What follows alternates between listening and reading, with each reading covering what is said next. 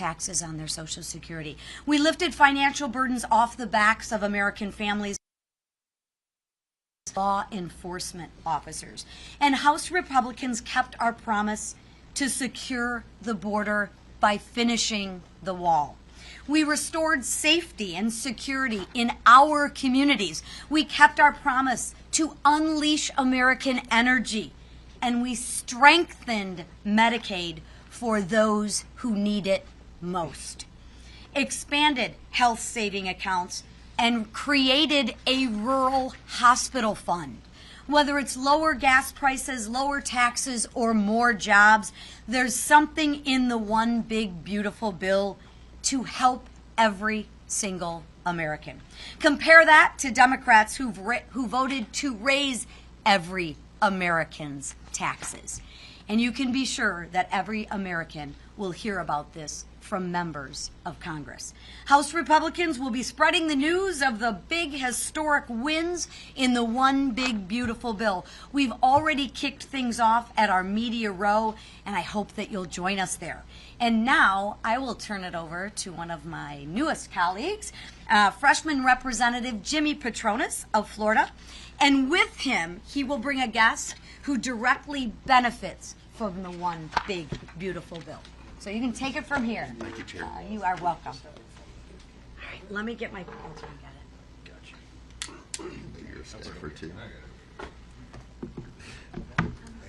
Good morning. Thank you, Speaker Johnson, Majority Leader Scalise, Whip Emmer, and Chair McClain for your leadership on the bill. As a small business owner, I was in the restaurant business for 36 years of my life, and it's really impactful what this legislation is going to ultimately do.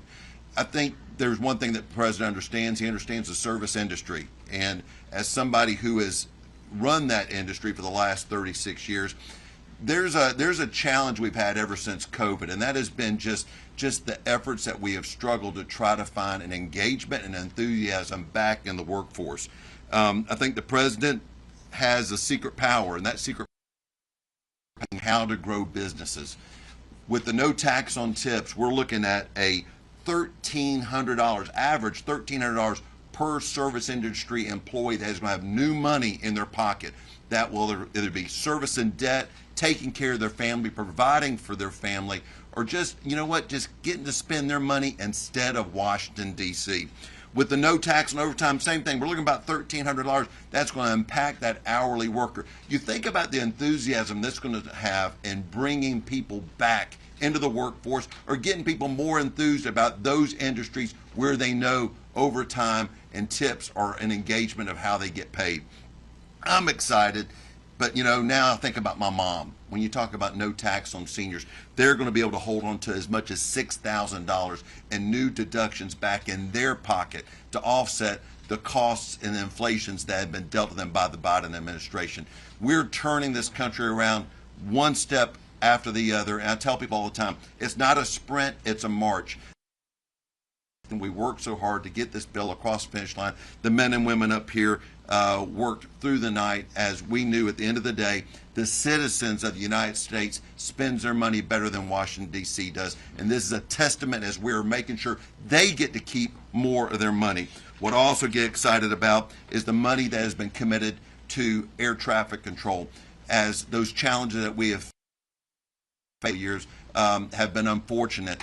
And we know that we've got an aging infrastructure system. It's sad that every single Democrat that serves in that building across the street voted against putting $12 billion back into improving the system. When you look at those dollars and upgrading that aging infrastructure, but more importantly, it's the backbone of economic commerce in our country. And you've got to make those investments. And sometimes it may not be sexy, but by God, to absorb state-of-the-art technology, to have that peace of mind of business in our country. And lastly is I'm so excited as a member of Congress that has 5 installations in this district, whether it's Eglin, Herbert Field, NAS Pensacola, NAS Whiting, Corey Station, or Duke Field. These installations are going to benefit from the one big beautiful bill. As we have seen historic levels, we have exceeded every recruiting goal already now for the entire year. President Trump and Secretary Hegseth have created a new enthusiasm in our United States military, $9 billion to improve the quality of life for our service members, $20 billion to bolster munition production, $12 billion to modernize our nuclear arsenal, and over $5 billion to secure our border. These are game changers, but it also creates an enthusiasm that lets our servicemen and women know they're appreciated, taking care of our veterans. And I'm very excited that means taking care of Florida Congressional District 1. Thank you to the Speaker and his entire team for making this happen. And I want to introduce Frank Patty. Frank Patty and his family, they're a multi-generational difference maker in Northwest Florida, whether it be in their renowned, world-famous fishing market. They have got a seafood market there in Pensacola that whenever you walk in, it's like a circus. It is people are going in every different direction, but it's quality seafood from the Gulf of America and all over the United States as they come in to receive their produce. And then what happened is, as they were running their own fishing fleets, they realized they had to fix the boats that they were using. So what they do, they decided to build their own shipyard. So whether it be running their own seafood market, fixing their own ships, or building the next generation of ships that are taking care of the Army Corps of Engineers or just the private sector, this family has made a commitment, and it's exciting to have them up here being a part of what the big, beautiful bill means to their family and their ability to grow their economy in not just Northwest Florida, but in our country. Frank. Thank you so much, Chairman. Thank you so much. Well, appreciate that so much. My name is Frank Patty Jr. I am an owner-operator at Patty Marine Enterprises and Joe Patty Seafood. We are based in Pensacola, Florida. First, I'd like to thank Speaker Mike Johnson and Majority Leader Steve Scalise and Majority Whip Tom Emmer and Chairman Lisa McClain. Thank you. And, of course, my buddy Jimmy. It's an honor to speak today from our nation's capital with this incredible team that you have here and speak about this positive impacts of the One Big Beautiful Bill. My daughter Mandy and I are very proud of our family business. My grandparents are both born in Sicily, 10 miles apart from each other, and met for the first time in Pensacola. And so how this happened is really amazing, because meeting in Pensacola, my grandfather was running snapper smacks down to Campeche. He says, you going to start a business? I'm not raising this family by myself. She says, what are you going to do? You're going to get a boat? We're going to sell bait off the front porch. So here we are 97 years later. 94 years later, I'm sorry. 94 years later, it's a thriving business with high volume, serves thousands of people a day. And then we got into business to build our own fleet. So we set up a shipyard in the parking lot, rolled the first vessels in on wooden logs, very meager beginnings, and built our own fleet, operated our own fleet, sold our own product. Of course, we started building for everybody. So the fishing vessels from Dutch Harbor to Maine. We built the very first licensed gambling boat in the country. We built the largest gambling boat in the country. Did a lot of vessels for the Army Corps of Engineers. Matter of fact, we built more vessels for the Army in a 20-year span than any other shipyard, and got an award from the Corps for outstanding civilian service, and then other significant vessel awards. We are very blessed with all our work.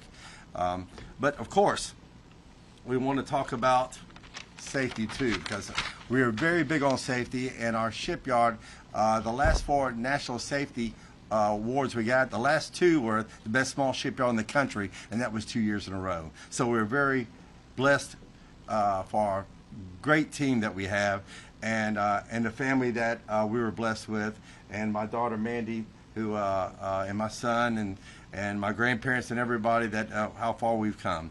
So for our shipyard employees and our seafood employees, the no tax and overtime means more take-home pay, which reflects in greater retention and happier families.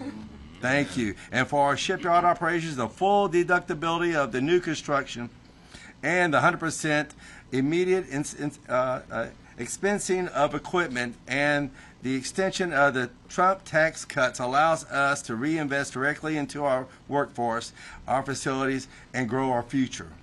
Even more exciting is the potential for maritime prosperity zones, designating coastal working waterfronts like ours in Pensacola, and prioritizing development areas which will supercharge innovation, attract more skilled labor, and secure American domestic shipbuilding capabilities. With this one big beautiful bill and the prosperity zones together for shipyards like ours will revitalize the industry with real wage increases and the manufacturing boost needed to meet the maritime demands of the defense and commercial domestic needs. We are very grateful for the leadership of President Trump and this incredible team you have here working hard for the American workers, the American manufacturers, and the small businesses like ours located in Pensacola on the great Gulf of America. Thank you. Thank you, Steve. Great work. Thanks for being here. Patties. This week, we are delivering on President Trump's promise to make America the crypto capital of the world. For too long, digital asset innovation in this country has been stifled by ambiguous rules, instability, and the Biden administration's anti-crypto crusade. Now we have the opportunity to pass a comprehensive, nonpartisan digital asset legislation that will unlock the next era of American innovation, protect consumers, and strengthen the U.S. dollar.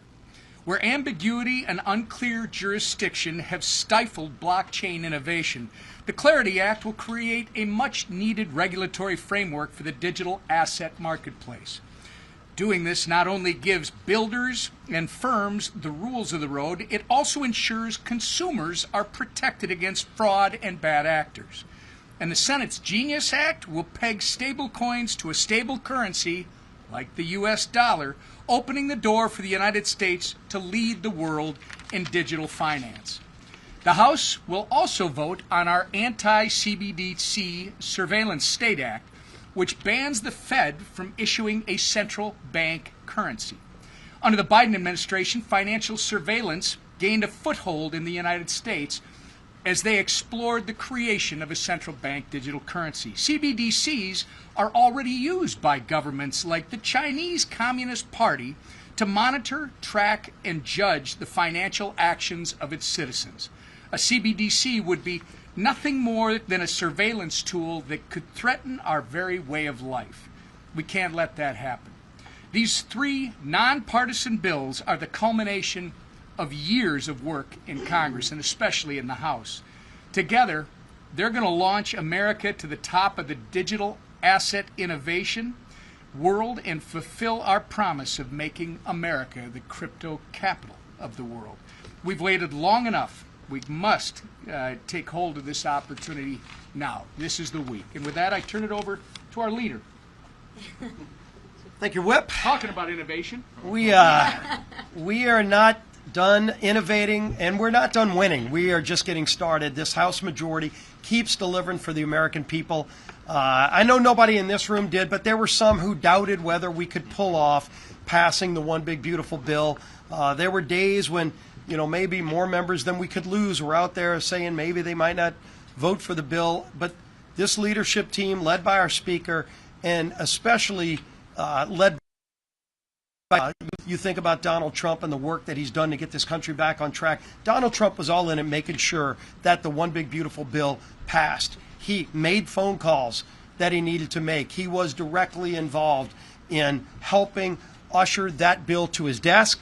And then we were all there for that great signing on July 4th in the White House to celebrate what's going to be a great American comeback story to get this country back on track. And it's great to welcome the Patties here. Great family business, multi-generational business, almost 100 years. I'll come see y'all if Patronis will have me for the 100-year celebration of what is part of the American dream. What they described, come to this country legally. Let's help start a business. We've got to figure out how to make ends meet. So let's meet demands and help in our community. And then as that demand was met, they found other needs and they grew into a just keep and creating jobs. And this bill delivers for so many working families in America. If you just spent all of your days listening to the lies told by the Democrats, you would be living in a parallel universe, because they're rooting against the success of this bill, which means they're rooting against the success of working families across America. The good news is we, as House Republicans, focus on how to deliver wins for the families who have been struggling because of those failed Democrat policies, because of what the far left has done to increase inflation, increased interest rates, make it harder for the waiter or waitress to get by working 2 shifts at a diner. Well, now they don't have to pay tax on tips. And as Democrats are lying about billionaires, what they actually did was vote against those waiters and waitresses. They voted against those shift workers at the Patty shipyard who are working overtime and are wondering how much time they're spending away from their family and they have to pay so much in taxes. Well, now they won't anymore. They're going to have dollars more every year in their pockets to go and maybe take a family vacation, to put away for their college. Every Democrat, how are they going to reconcile that when they fan across America? And I know Akeem is taking this traveling roadshow around the country to try to keep lying about the bill. The problem is he is flying in the face of Americans who know how good this bill is going to be for them. As he's lying about billionaires, every senior citizen who gets a benefit from this bill is saying, wait a minute, why'd you vote against a $6,000 deduction for me? That's what every Democrat did. And so we're talking about the wins in this bill that a lot of people don't know about. We of course know about lower rates for everybody. Every Democrat voted to raise rates on everybody. I'm curious to see as they're traveling around the country, will they answer the question, will Hakeem and all of his friends pay the higher tax rate that they voted to impose on every American family? They actually did that. They voted to raise every American's taxes. But now that the bill's passed, are they going to be hypocritical and take the lower rate? Or will they can actually send more money in? They believe in taking more of your money, but they can send in more of their money. Will they do that and pay that higher rate that they voted to impose on everybody? I think probably not, but it's a fair question to ask. But in the meantime, all of those families who are going to benefit, a air traffic control system, as Congressman Patronis just talked about. We saw the floppy disks are running airports like in LaGuardia. Floppy disk drives. I'm a computer science major. I learned in the 80s how to program a computer on floppy disks. We got rid of the floppy disks in the 90s. They're still running airports off of that old technology. And President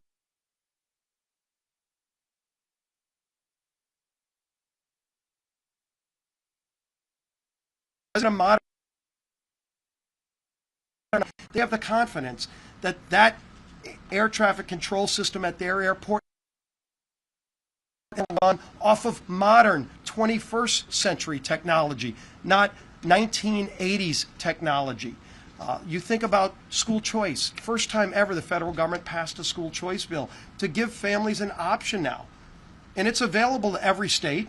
States have the ability to opt in. Gavin Newsom likes attacking people who go visit his state. He likes attacking the millions of people who leave his state because he's such a failed leader. I'm wondering, is Gavin Newsom going to stand in front of the schoolhouse steps and deny the ability for every low-income family in the state of California the ability to send their kid to the school of their choice if the local school is failing those kids? That's a dilemma now that people like Gavin Newsom will have to face. Will he bow to the teachers' unions and tell those low-income families, no, your kid's got to stay in a failing school, or will he take advantage of the great opportunity presented in this one big beautiful bill to allow those low-income families to send their kids to any school, to have the opportunity to seek the American dream like every kid in this country deserves? That's in this bill. President Trump's Golden Dome, so many other great things, but we're going to keep talking about it. We're going to pass great digital currency legislation this week to continue modernizing our laws to keep up with the technology of today. We're going to pass the DoD appropriations bill this week to make sure that our men and women in uniform at all those great military bases that are in Congressman Patronis and so many other districts will be able to have the ability to keep up, to keep recruiting, to keep being the best and brightest and strongest fighting force in the world. That's what we're going to do this week. We're going to keep delivering. We're going to keep fighting for those families who have been left behind for way too long. Those days are no longer. President Trump is in the White House. Republicans are running Congress. We're getting things done and we're delivering results for hardworking families. And the man who never allows failure, who has said, no, we are not going to accept, even when the numbers don't look right, we're going to figure out a way to get it done, and we got it done because we've got a strong, bold leader as our Speaker, Mike Johnson. Thanks, buddy. Thank you all for being here. Thank this great leadership team. Thank you, Congressman Jimmy Patronis, who has represented Florida's Panhandle so well. So grateful to have the Patty family, Frank and Mandy, and we have a lot in common, actually. My grandfather's from Sicily as well.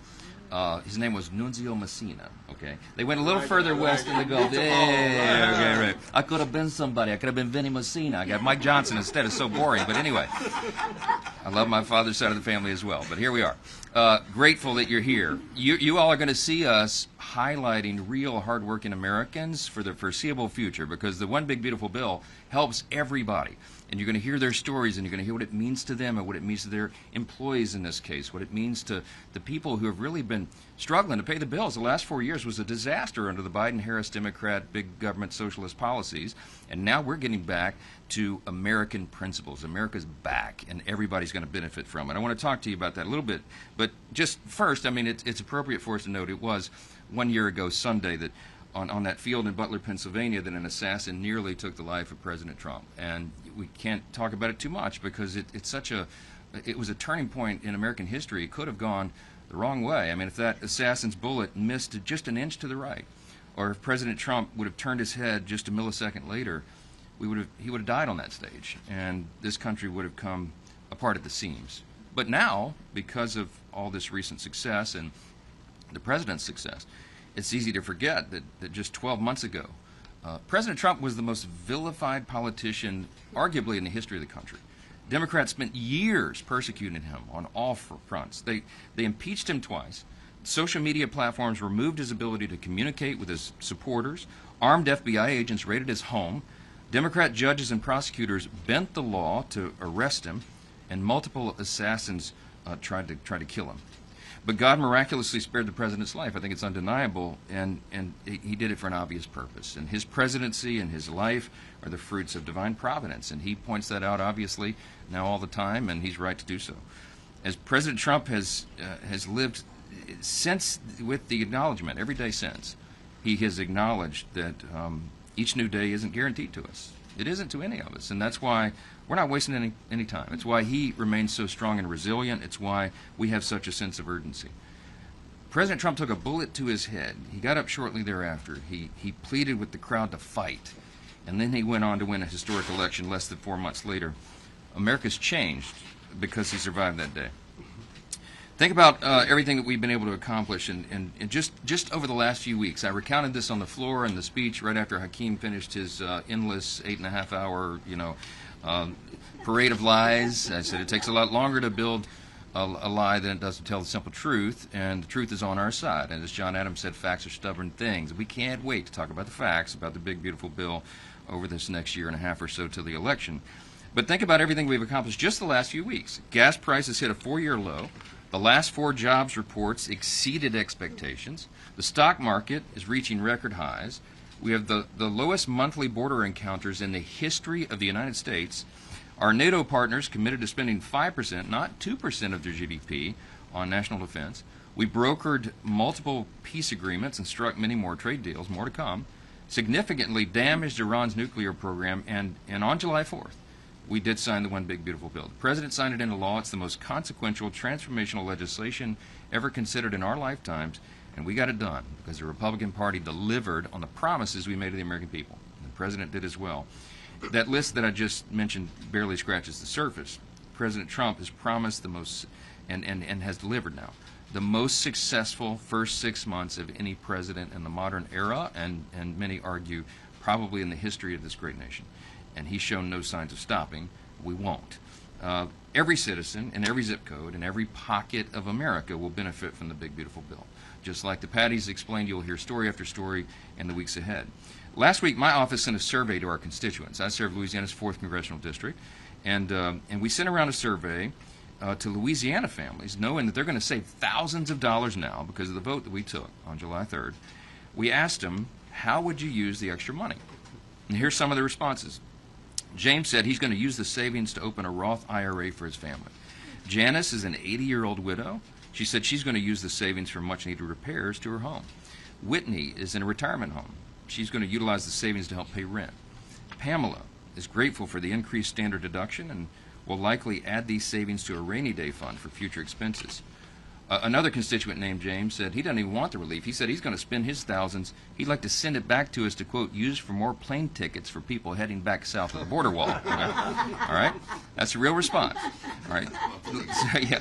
So many of my constituents said they would use their savings on things like basic needs and bills and debt payment and transportation and home repairs and helping family members and adding to their emergency funds, or some of them taking a well-deserved vacation. You know what? As Jimmy said earlier, it's their money. It's not the government's money, and we're delighted to give it back to them. That's the beauty of the One Big Beautiful Bill, and you can spend it however you please. I know the stories are similar in the other 434 congressional districts across this country. Despite the Democrats' repeated lies about the bill, lower and middle-income Americans are going to reap the greatest benefit. Individuals making less than $50,000 per year will receive the largest benefit from the tax cuts. Tipped and overtime workers will see no taxes on those wages. Take-home pay for the typical hardworking American family will increase by over $10,000 a year, and over 50 million seniors will now pay no taxes on their Social Security. This is real. The bill was written of, by, and for the American people. And with President Trump's signature on Independence Day, the American people will finally begin to feel relief. I'll just end with this statement and we'll take some questions. America First is no longer an agenda. It is now the law of the land. And that's what the people voted on last November to deliver, and we did it in less than half a year. So I'll take a few questions. Front row. First of all, Speaker Benny Messina would have been great. Hey. So regarding yesterday's Supreme Court order on the Education Department, you've previously been asked whether Congress will assert its constitutional authority and pass legislation closing the department, which of course was created by an act of Congress. When exactly does that moment arrive? Does the President having, quote, ultimate authority over the Education Department, as was Secretary McMahon's interpretation of the order, not conflict with Congress's legal and constitutional power? At what point does this become a separation of powers conflict? It may not surprise you. I haven't had a chance to digest the Supreme Court opinion from yesterday, whenever it was. Been a little busy, but we'll look into that. I'm a constitutional law attorney. I'm a jealous guardian of Article I authority, but I also know that for decades, the Department of Education, since its creation, the Department of Education is wielded by the executive branch. I think that was the intent of Congress, as I understood it back then. We have a large say in that, but we're going to coordinate that with the White House, where I'm not going to get as a vision on how to reform education at the federal level. Secretary McMahon has done an extraordinary job thus far, and we're going to follow their cues on how to do that. If we see that the separation of powers is being breached in some way, we'll act. But I haven't seen that yet. So, yeah. Mr. Speaker, your office has told me the holdup on Congress taking up disaster aid for California is that you're waiting for the White House to send an official request. The President has indicated no interest in doing so, in part because of his tiff beef with Gavin Newsom, whatever you want to call it. Will you commit to including California in any disaster aid package passed out of the House, whether it be Texas, the Carolinas, regardless of the President's feelings about California? Well, first of all, we wouldn't know how much to commit because there's a process that this goes through. The White House, in every administration and every previous Congress, the White House takes the request of the state. After the calculations have been done, the assessments, there's a multi-step process to this. They take that, they send the request to Congress, and then Congress it goes through regular order and acts upon the request. We just haven't had that in California yet for whatever reason. Gavin Newsom seems to enjoy trying to stick his thumb in the eye of the White House and the Congress, which seems to be counter-purpose if he is requesting relief. Look, we're going to do the right thing at the end of the day. We'll take care of the American people. We'll take care of our federal responsibilities. But we've not seen the calculation nor the formal request yet, and I'm going to act upon it until we do. The formal request was sent to your office in February, sir. I would get the request from the White House and the executive branch. That's how this works. We're going to follow the rules. Mr. Yeah. Speaker, what's the consternation among House Republicans about possible changes to the rescissions bill in the Senate, and what that would be like in terms of timing as you're up against this deadline on Friday? Yeah, the Friday deadline looms. We're encouraging our Senate partners over there to get the job done and to pass it as is. That's what we did. It reflects the intention and the view of the House. This in our view was low-hanging fruit. This rescission package is, you're talking about funding for USAID, the egregious abuses that the DOJ analysis and audits uncovered. We've got to claw that back. The American people, everybody demands that. We can't fund transgender operas in Peru with U.S. taxpayer dollars, right? So come on. The NPR and PBS components this is, in our view, the misuse of taxpayer dollars. They're biased reporting. They're not objective. They pretend to be so. They have for a long time. And the people don't need to fund that. I mean, we're in an age of, you all know, you work in the industry. I mean, media is so multifaceted now. There's so many avenues and areas for information.